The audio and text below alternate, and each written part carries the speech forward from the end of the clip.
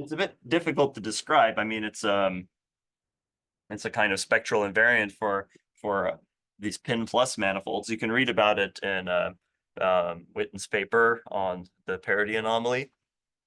But in terms of our classification, so this is a 4D coordinative invariant for pin plus manifolds, and this group turns out to be Z mod 16. And this generates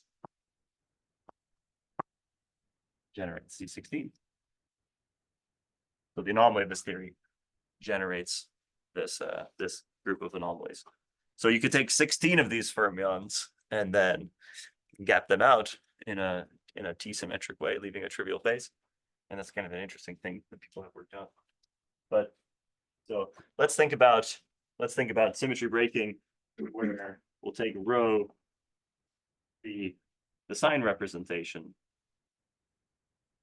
So for instance, we can achieve this by having a mass term.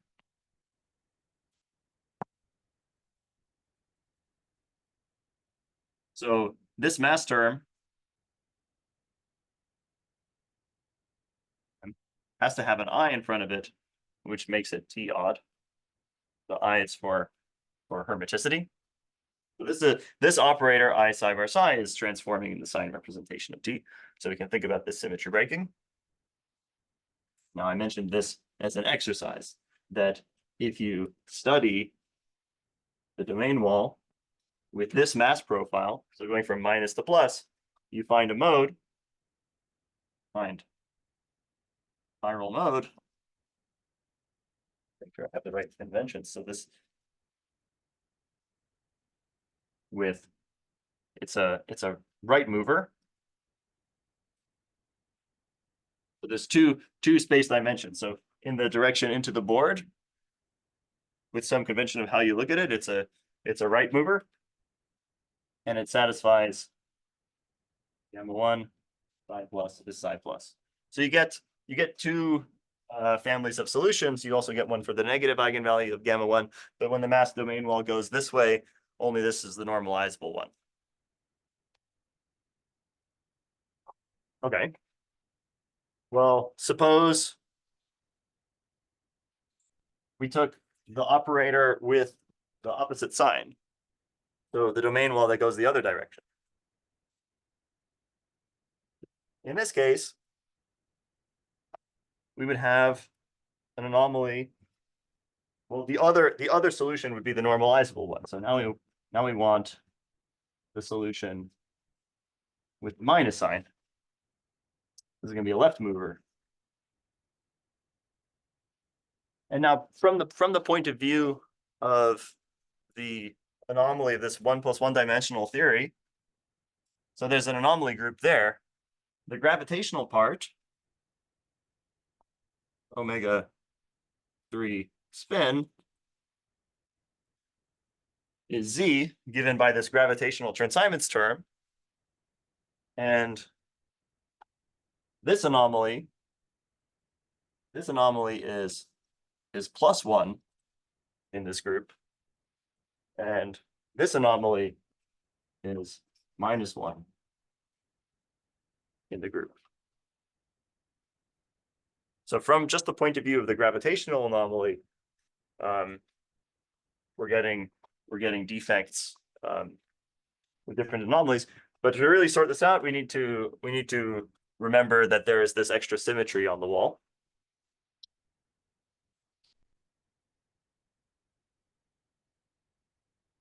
So these are Majoranas. So you can think about there's no charge conjugation symmetry. C is really like the identity.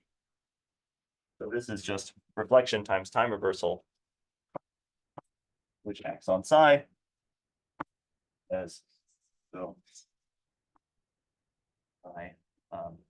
We have x1, y1, y2, what's calling it, and t goes to. So first we do time reversal, and then we do reflection. We're reflecting the x1 coordinate, which is why I have gamma 1. Don't touch the y2 coordinate. You get time. So that's what our CRT symmetry is. So the symmetry on the defect is RT times T, which is psi goes to minus gamma 1 psi.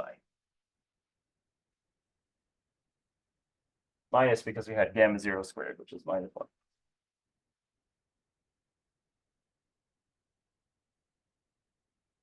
So it's doing this reflection, but that's happening in our normal direction to the defect. And the profile of the defect is symmetrical under that reflection. So this is essentially an internal symmetry from the point of view of the defect. And we can find out what symmetry it is. We have gamma 1 acting here. Now, conveniently, we had this condition on the eigenvalue of gamma 1 for this thing to be normalizable. So it turns out that this is Z2 charged. No, this is a unitary symmetry. So maybe I'll call this, let's call this something U. So this is U charged. And this is U even. Now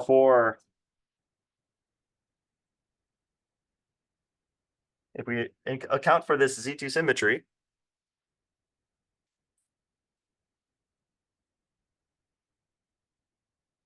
so here you would worry that there's a twist, right? Strictly speaking, I mean, you can check that U squares to 1, but strictly speaking, there would be some kind of twist here that would look non-trivial. It would be a non-trivial bundle, but actually that bundle itself has spin structure, so it doesn't affect this classification. So this group is the Z, the gravitational part, plus it turns out for U, there's anomaly Z8. And the generator of this one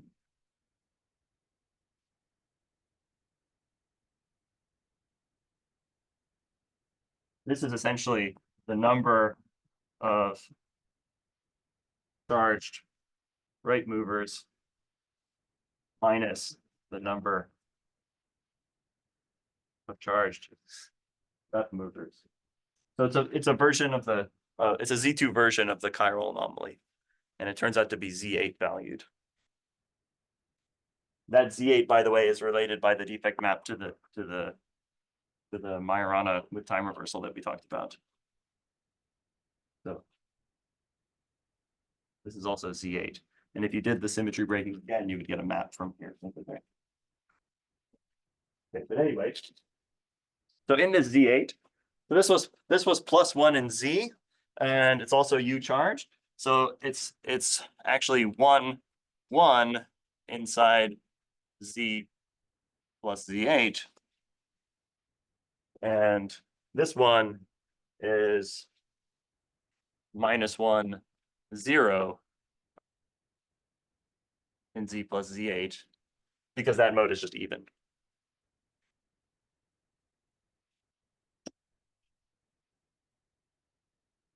So we learn that kernel of the defect map in this case,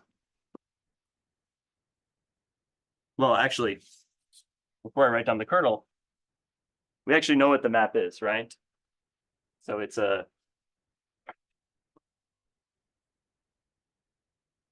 just from these two examples. So it goes from this group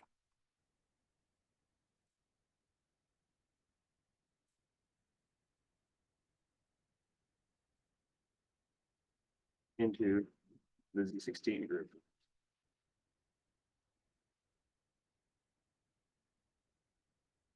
Okay, so now what does this map have? Has to be? So we have A and B in here. So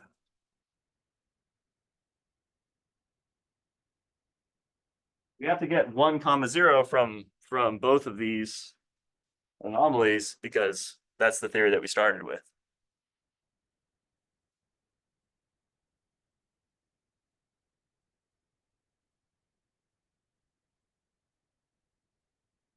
So let's see, from this one, you see we're going to need to have minus a. For this one, we're going to need to have minus a plus 2. Yeah, minus a plus 2b. Every time I compute this map, I end up choosing different conventions. I think that might be the convention that they do. So actually this map, we didn't need to open up like what this Bordism invariant looks like. It's kind of a complicated thing to define. But just by doing these two very simple calculations that are almost the same calculation, and knowing that this map is linear, we can actually compute it. So that's an easy way to compute these sort of maps. And you notice that the kernel is generated by looks like 2, 2, 1. 2, 1, yes. So the kernel looks like two right movers.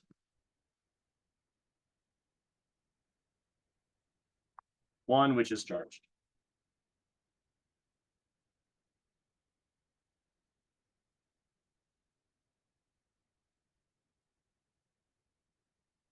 Okay, so where is this thing going to come from?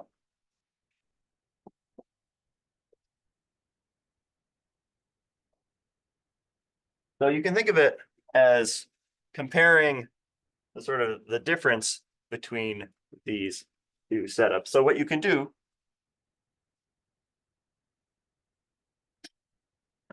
you can have psi1 and psi2 with time reversal acting as psi1 plus gamma 0 psi1, psi2 going to minus gamma 0 psi2. So this is actually anomaly free. You can write a mass term that's like psi1 by psi1 bar psi2, and that will gap the theory. So this is anomaly free. So it's sort of like putting putting one theory on top of the other. And then what we do is we choose. So this is anomaly free theory, but we can still consider its row defect. And let's choose our operator to be psi1 bar psi1 minus psi2 bar psi2. So this transforms into sign representation.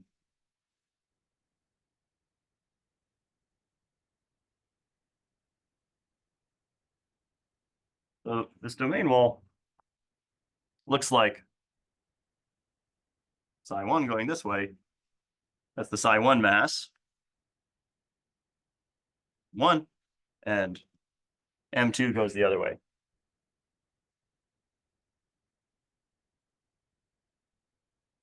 So what this produces, if you work this out, so I'll say this is, so you get 2 right movers here. So you can check this. You get 2 right movers. And one of them will be charged. So we need to redo the whole calculation because now we have T acting in this other way. So that'll change the charge. Like let's get 2 right movers and one is charged. The way you can think about this is that there's 2 invertible phases here. So when M1 is greater than 0 and M2 is less than 0, people call this P plus IP superconductor. I mean, it's related to some kind of a chiral superconducting order that could give rise to this mass term. And when you have the opposite sign, so this is the generator. This is actually the generator of omega-3 spin. And if you have the opposite,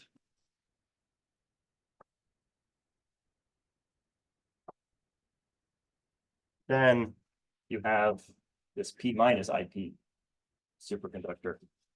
Let's say this is equal to 1 inside this Z, then this is equal to -1 inside that same Z. So these are inverse to one another, and their claim to fame is that if you have a boundary, so now I'm drawing a two-dimensional picture. If you have a boundary to a trivial phase, that you get a single chiral mode here. Now, whenever you have anomaly-free theory, you can drive it into a trivial phase, but you can also drive it into any number of invertible phases as well. So essentially, the comparison between the mass being negative for one of these fermions and the mass being positive is equivalent to just slapping on one of these P plus IPs.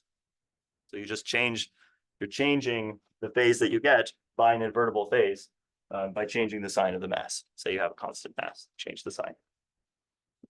So this situation, we have P plus IP on one side and we have P minus IP on the other. Now, if it was a boundary of the same orientation, then we would have a mode going the other way because they're inverse. But because it's on the other side, they go the same direction. And those are our two right movers. And the fact that one is T even and one is T odd, you can see, one is U even, one is U odd. You see very simply because our symmetry involves reflecting these. So it exchanges the two sides. So it exchanges the two movers. So no matter what, the eigenvalues have to be plus and -1.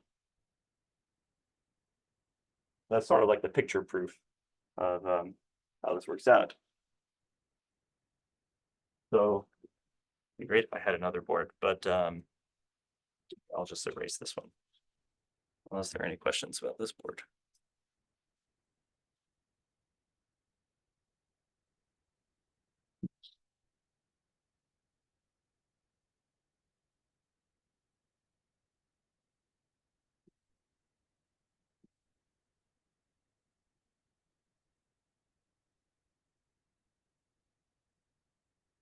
So I want you to focus on this group in the sequence. So what is this?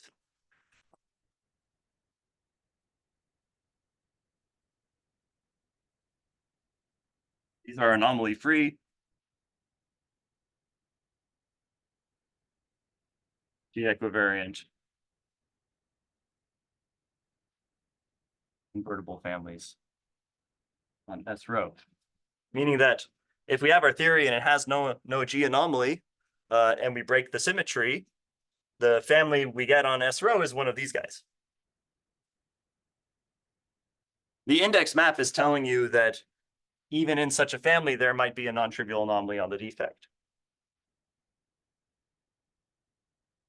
So essentially, to get that anomaly, so let's define this map. We're going to define this index map.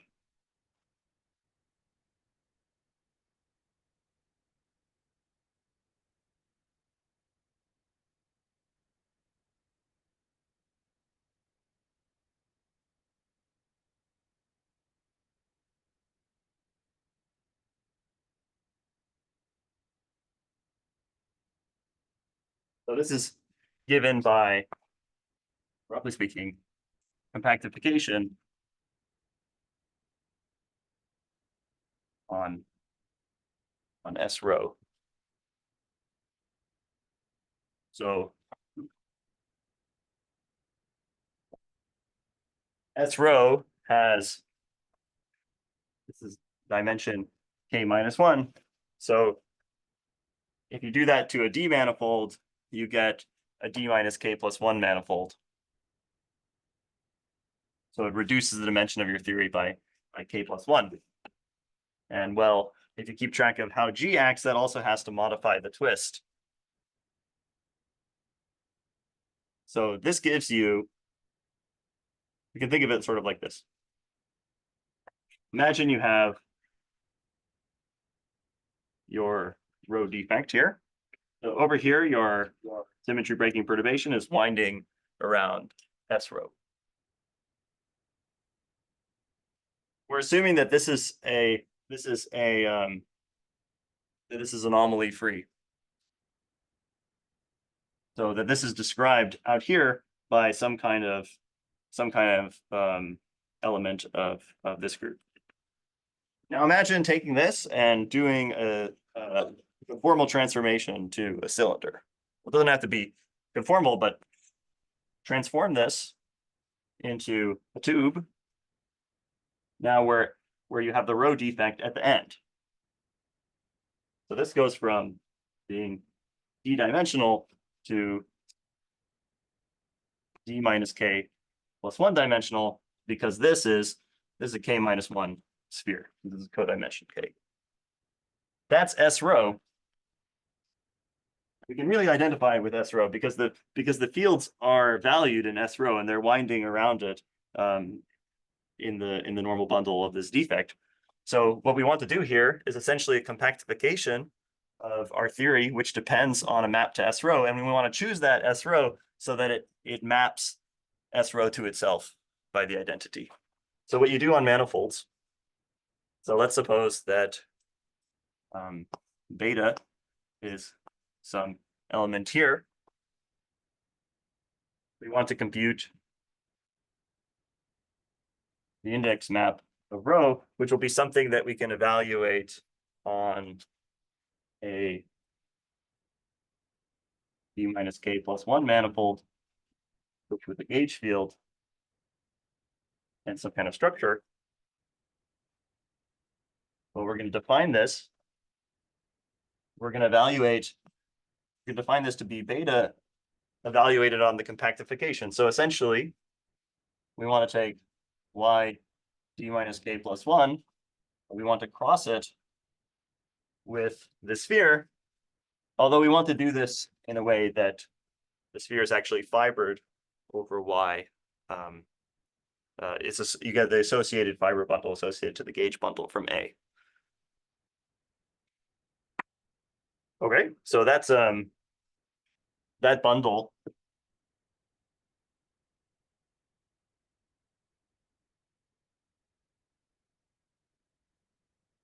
has a projection map pi to y. Sorry, it's got so small. And along that projection map, pull back A, and we can pull back the structure. In doing so, the structure becomes twisted, which is explained in the paper, but I don't want to explain it now. And then we want to choose a map, phi. Now we choose phi.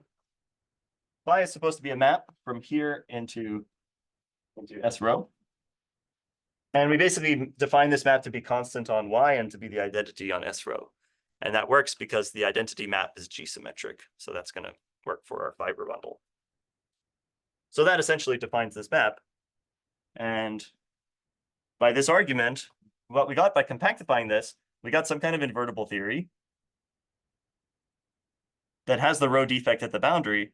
So that must be the anomaly theory of the row defect. Just has to be. So that's how we find that for anomaly free thing, this is what gives you the anomaly on the row defect. So back to this example.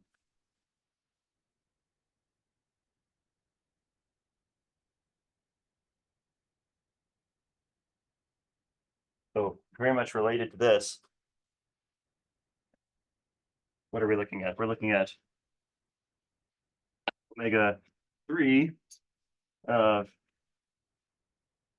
pin plus, but where the pin plus is acting on S0. We're looking at a domain wall, so its link is a zero sphere.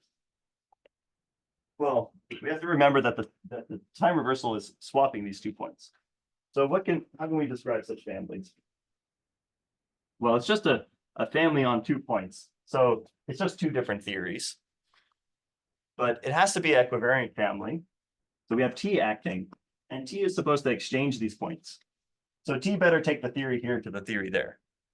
So it turns out that this This is Z. The group is Z.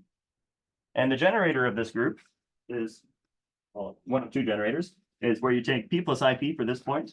So that's a 3D invertible phase, invertible theory. And then you have to take its time reversal copy, P minus IP here.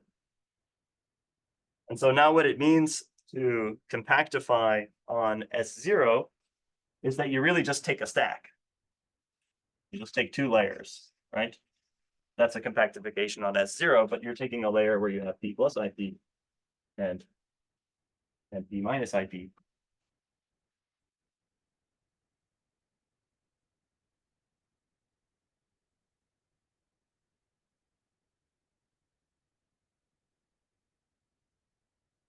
Maybe we shouldn't write this thing.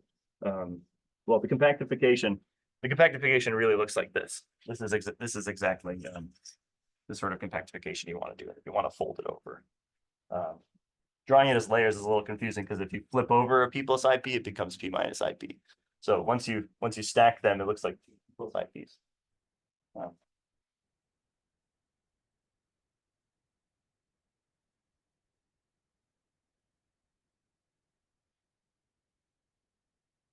That's the index map.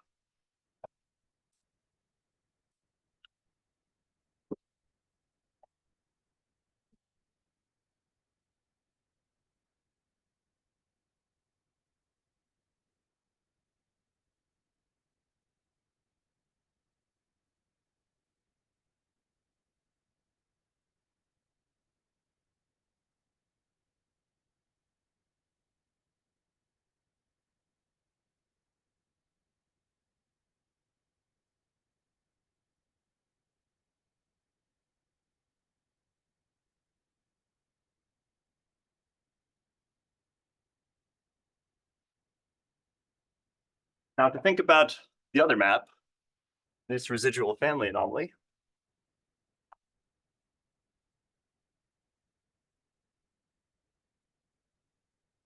So this map is even simpler. So what is this thing supposed to do? It's supposed to be, its kernel is supposed to be the image of the defect map. So we're going to say that this map needs to be 0 for there to be a local row defect. So what do you need for there to be a local row defect? You need that the theory is trivially gapped everywhere away from row. So this, we talked about this in the beginning. So to have a local row defect,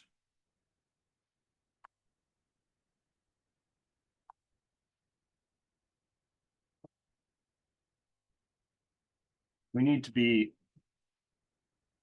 gapped, say non-degenerately, on S row. So when our order parameter is valued there, there's nothing going on. So if there's a family anomaly for the family on S row, this can never happen, because of what we talked about last lecture. So that would be a trivial, like an invertible boundary condition for the whole family. So what this residual family anomaly is exactly that. And the way you compute it, we just think about the anomaly theory that you have. So the invertible G-symmetric theory here.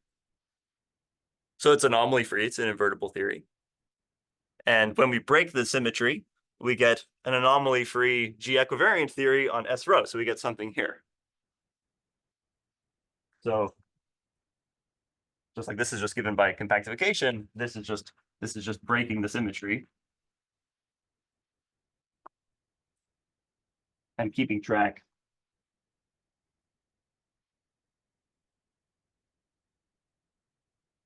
of the S row family. So breaking the symmetry of the anomaly theory, the D plus one dimensional one.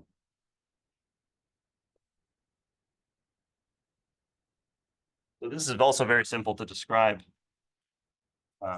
So let's see, it goes from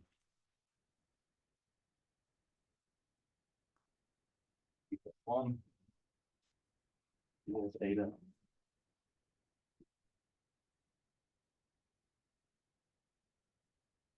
rho. Okay, so let's say we have omega in here.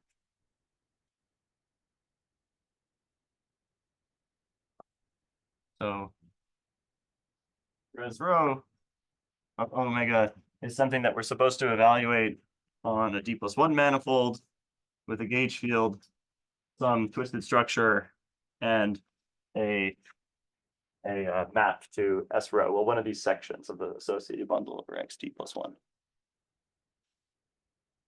Okay, well, we already have something that you can just evaluate on these three things.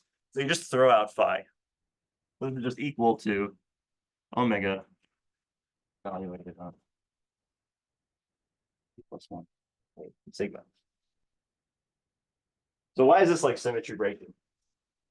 Doesn't seem like we did anything to the theory, but when you're in these, what you should think about is these are anomalies in d dimensions defined up to counter terms. And although we've mapped omega to something that doesn't depend on phi, when we're in this group, now phi is in the game and we can use it to make more counter terms. In particular, when you have symmetry breaking, it often makes certain components of the gauge field exact, so like equal to derivatives of arguments of phi and things like that. So this map is often zero. For instance, it's zero in the example that we just talked about because this non-zero mass for the single Majorana completely gaps the system.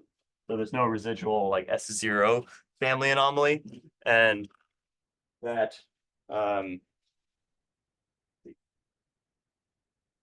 agrees with what I just erased. We just found that the defect map in that case was surjective. So there's going to be no interesting kernel of the residual family anomaly, and in that case, it's actually just a zero. Let me show you an example where it's not zero.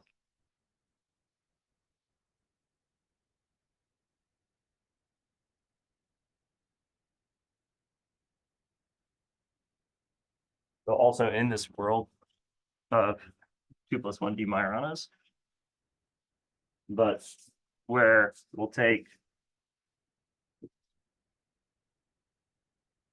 actually not the sign rep, but two copies of the sign rep.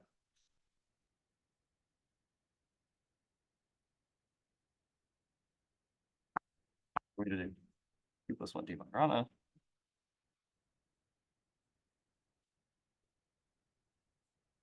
With our time reversal symmetry, but now we want rho to be 2 times the sign rep. Now we're looking for a codimension 2 defect, if this is a 2-dimensional representation. Now, so what are we asking for? The question is, are there 2 T-odd operators, O1, O2, such that for all R large enough, and for all theta, this theory plus R cos theta O1 plus R sine theta O2 is triply gapped.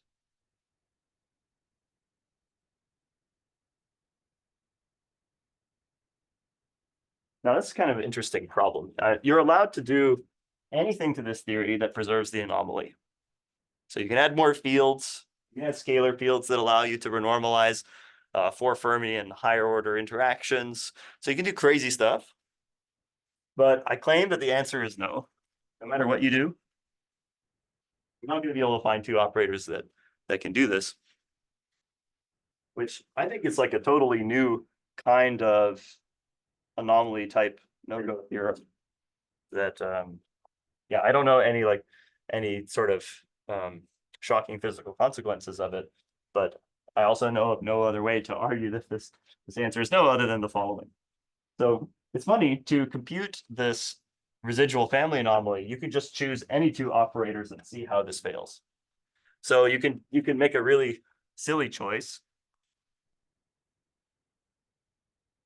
Just have them be equal. No problem with that. They both transform into signs. We could just take them both to be the master. This produces a very silly phase diagram because when the coefficients of these terms are opposite, we've just canceled out the mass. So you have a phase diagram where the mass is 0 along some line, and say positive here. Maybe that's actually, sorry, it's the other way. It goes like this. In this region, the mass is positive, the effective mass, and here it's negative, and here the mass is 0.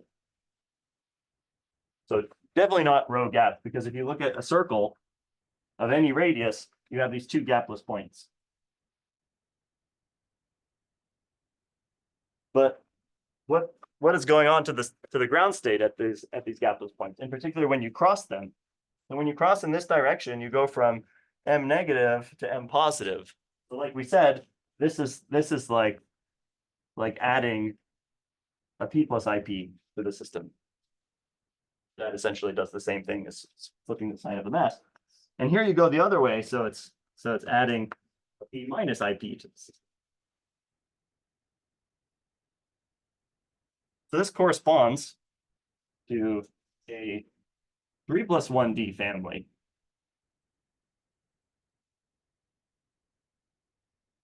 On S row, this circle, where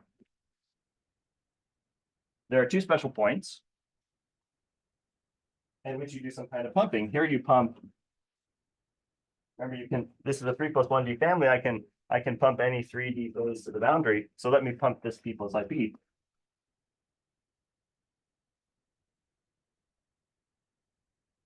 I pump p plus p minus ip to the boundary. This forms a boundary condition of this family. We just want to show that, so that this is like the family anomaly of that. We just want to show that this family anomaly is non-trivial, so that there's no other way. So there's no way to get rid of all of these features on the boundary. Now, the key fact about this, you might think, well, these are inverse phases and there are 2 points on the circle, so let me just bring them together and annihilate. Well, you can't do that because you have to preserve time reversal symmetry. And so this has to be an equivariant family. And the way time reversal acts here, it acts as a pi rotation, because that's what two sign representations look like. They look like a pi rotation. So you rotate this 180 degrees. So these always have to be at antipodal points. So you can't bring them together. Well, you could try to be more clever. Maybe you create a pair, a plus and a minus here. Or maybe I want to do it the other way. You do a minus and a plus, and you bring them around to annihilate. That seems maybe good, but you still have to be equivariant. So these have to have antipodal points. And so this minus has to have its time reverse copy on the other side, which is plus. This plus has to have its time reverse copy on the other side, which is minus. So actually, when you do this thing that I described, and you take them, you will take the minuses to here and the pluses to here, which flips this from plus to minus and flips this from minus to plus. So you can see from this, there's a Z2 invariant of the family. And in fact, if you compute the thing we're talking about, then plus, that's rho. This is C2. And the residual family map that goes from Z16 into this, let me write it here. So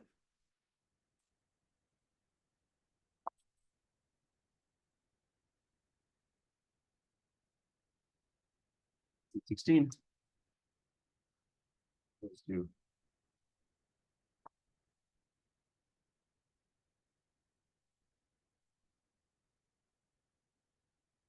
this is reduction mod 2. So this is rejected.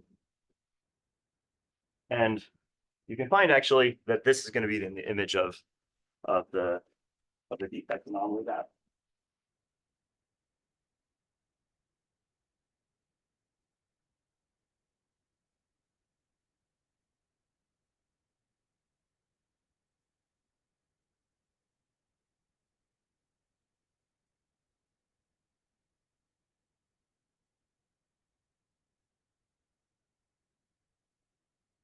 So let me show you now how easy it is to compute these long exact sequences for simple groups. It's shockingly easy because there's so many maps and this exactness is such a strong condition.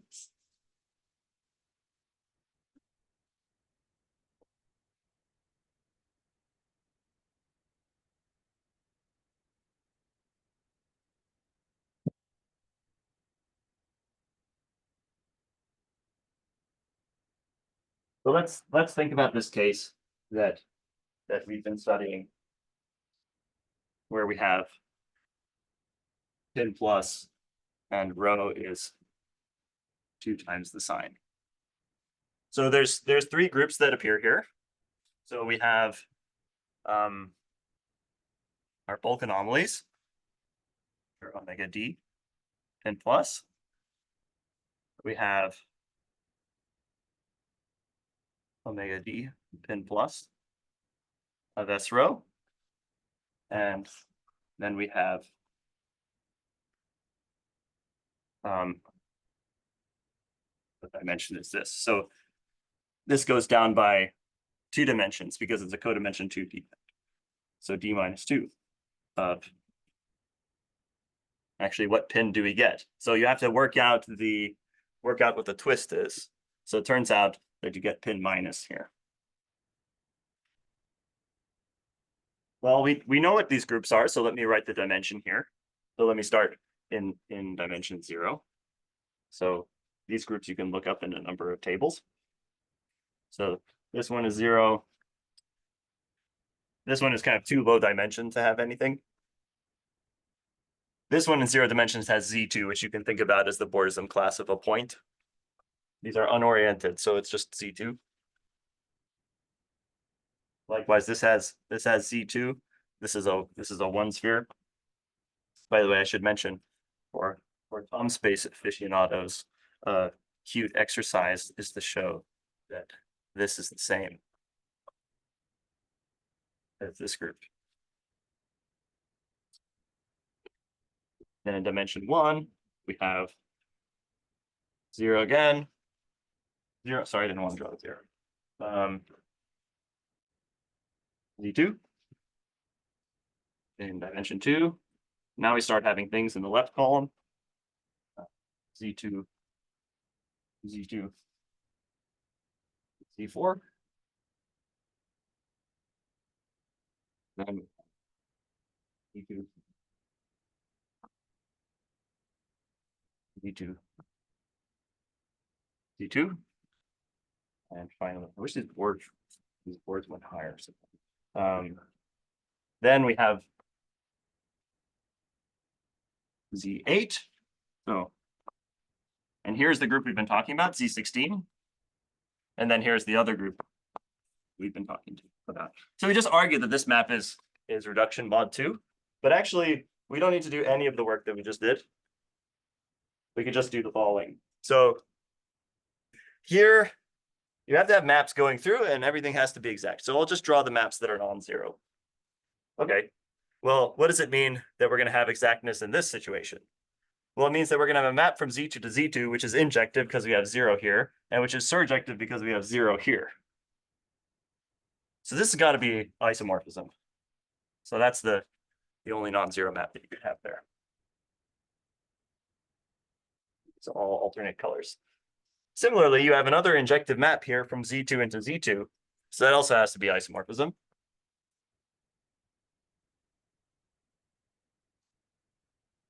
And because that's isomorphism, this map has to be 0.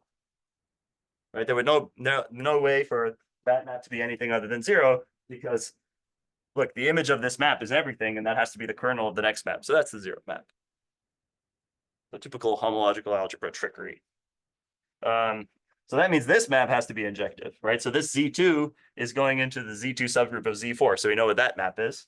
And well, that tells us the next map. It works out that this is now the quotient. So we get a nice little short exact sequence there. By the same argument here, this map is 0. So this is injective. So here we have isomorphism.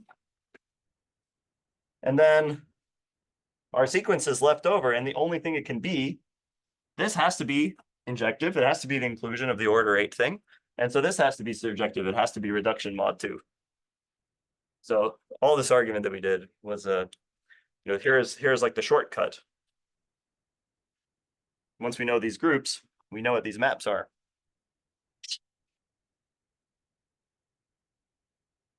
Let me do another example. You can kind of see this one more time.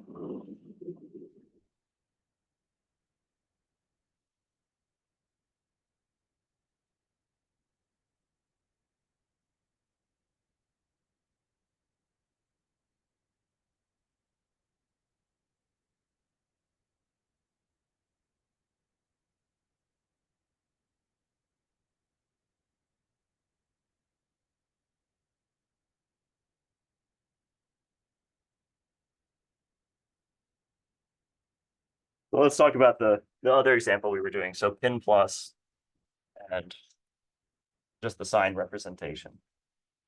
So this is the one. So we have pin plus. Then we have the residual family anomaly. And then we reduce by 1 dimension to go to the wall. And this becomes a unitary Z2 untwisted spin structure. Okay. So now we actually start in -1 dimensions. So a funny thing about these Bordism groups is because they're sort of related to integer valued things in one more dimension, you can have minus dimensional stuff when you have z's in 0 dimensions, when you have non-torsion stuff in 0 dimensions. So when you're talking about oriented classes, essentially you get non-trivial things. Well, this is still too small because this is d-1. And this is unorientable, so it also doesn't get down there. Turns out that so what is this? This is omega d, pin plus of S rho. S rho is S0. So remember, this is 2 points, and you just have to choose 2 theories. And you just have to make sure that this theory is the time reversal of that theory. Well, that means that this theory is just determined by the first one, and you can take the first one to be anything you want. So this group is actually just the gravitational, the invertible phases without any symmetry. Okay, that's Z here. That's like the quantum mechanical Berry phase, if you like. Now in t = 0, we start having some stuff for this one. So this one, very similar to that one with the ship. Here we get Z2. Now we get some zeros.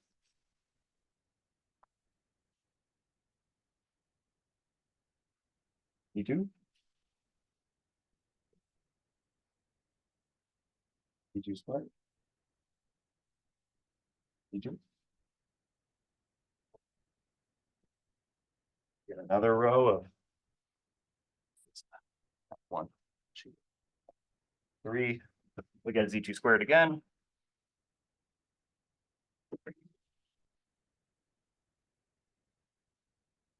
Get a Z2. Have Z, and now we have what we were computing before. There's this Z plus ZH. That was our anomalies for these 2D theories occurring on the domain wall. And we had Z16 here. And this is 0.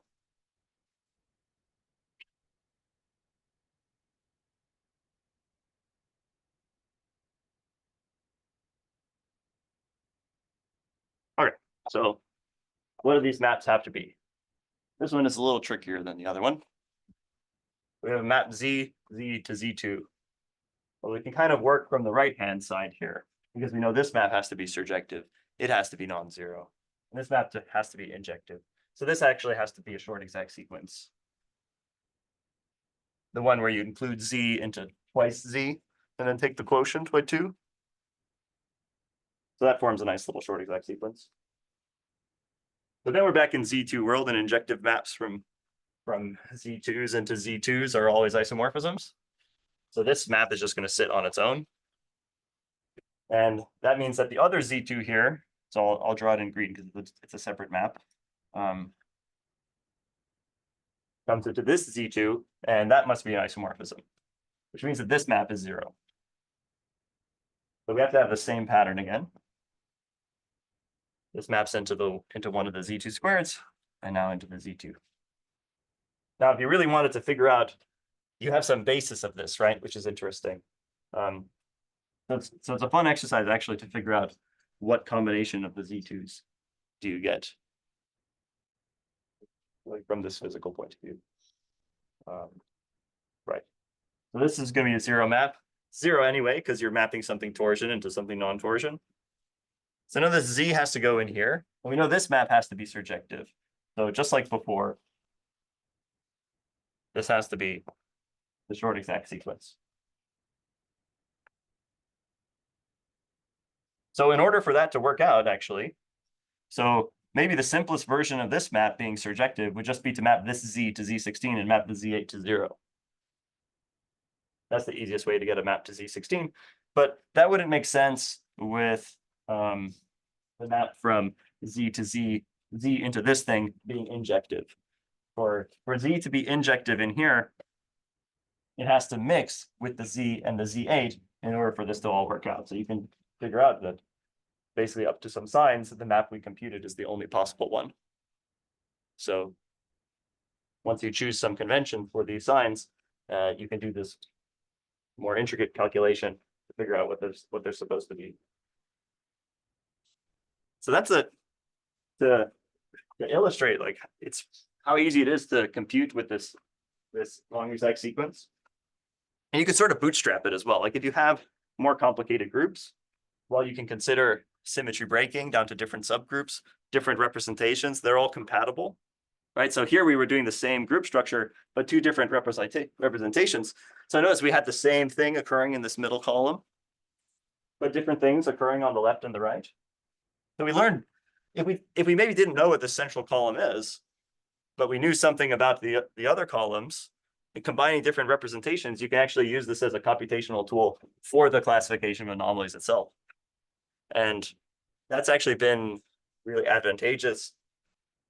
Like Arun has already used it in a couple of papers where, you know, he and a lot of other people who do these computations use like who compute these groups use spectral sequence calculations. The spectral sequences are very hard. We don't have like a great concrete depiction, like presentation of the differentials and so on. We mostly just try to like stick different spectral sequences together and be clever, but always with the spectral sequences, there's this problem at the end. For example, this Z16, what the spectral sequence gives you is 4 Z2s.